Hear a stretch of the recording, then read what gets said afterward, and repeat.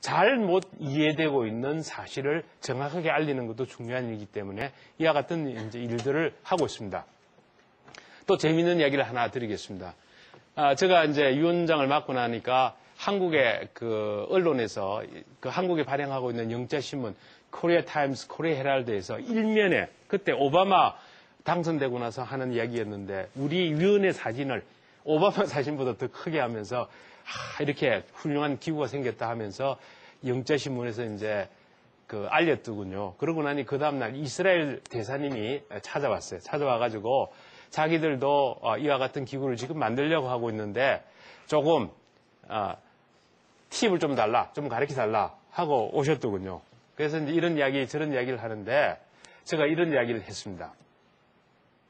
한국에 방문하고 있는 외국의 VIP나 또는 뭐 중요한 사람들이 왔을 때 뭐 의식하지 못하고 저희들이 어디를 모시고 갔냐 그러면은 판문점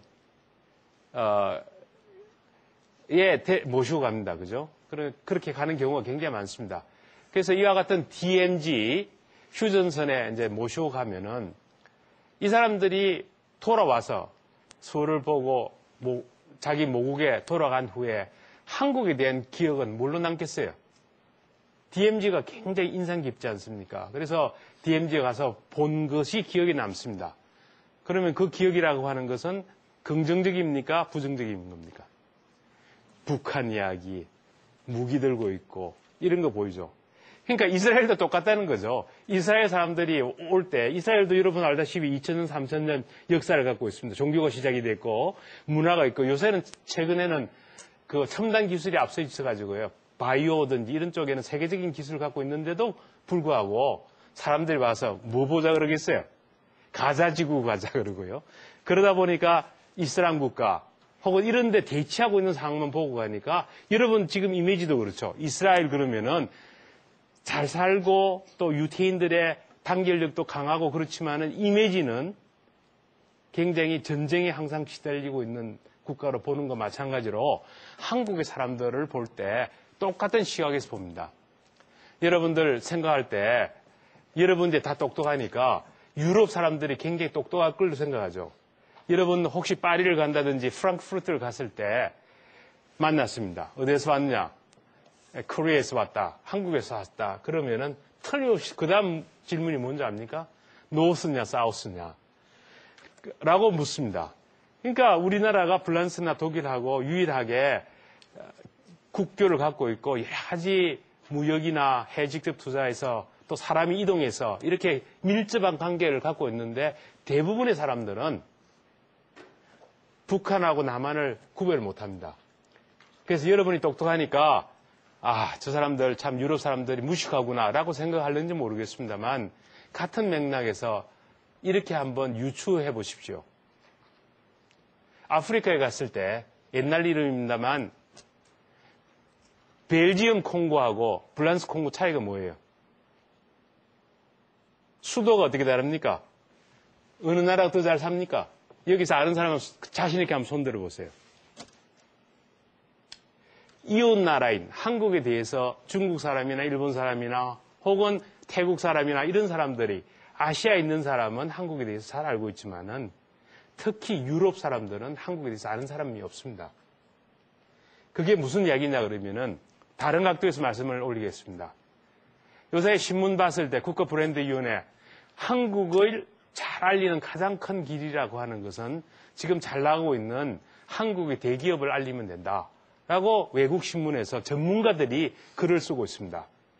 지금 한국의 SK가 되든 포스코가 되든 혹은 뭐 다른 한국 기업들이 현대자동차가 되든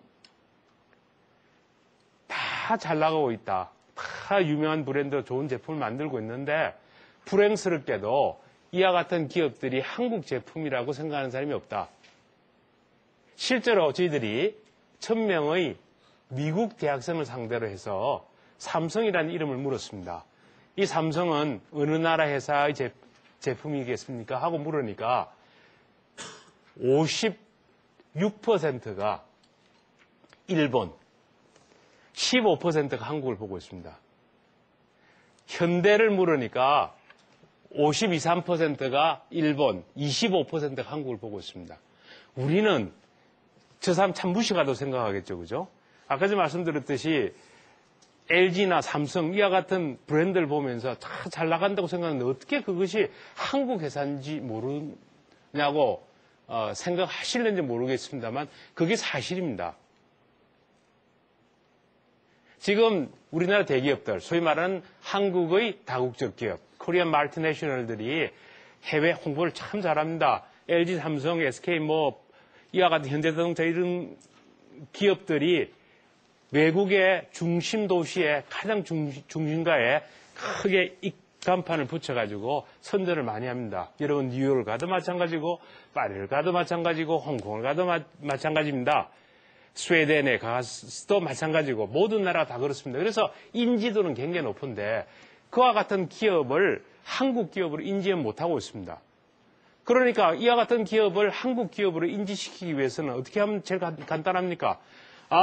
이와 같은 현대자동차는 한국 기업이요. 삼성전자는 한국 기업이고 알리면 될 텐데 그러면 국가브랜드위원회도 필요 없습니다. 쉽게 한국은 그래도 이와 같은 공산품을 생산하고 있는 산업화되어 있는 국가구나 하고 생각하는지 모르겠습니다만 만약에 정부에서 그와 같은 선전을 하면 어떻게 생각하겠어요? 그 기업의 CEO들은. 내 애국심을 발휘해서 참 당연하게 우리 정부에서 잘한다고 생각하겠어요? 아마 속으로는 이렇게 할 거예요.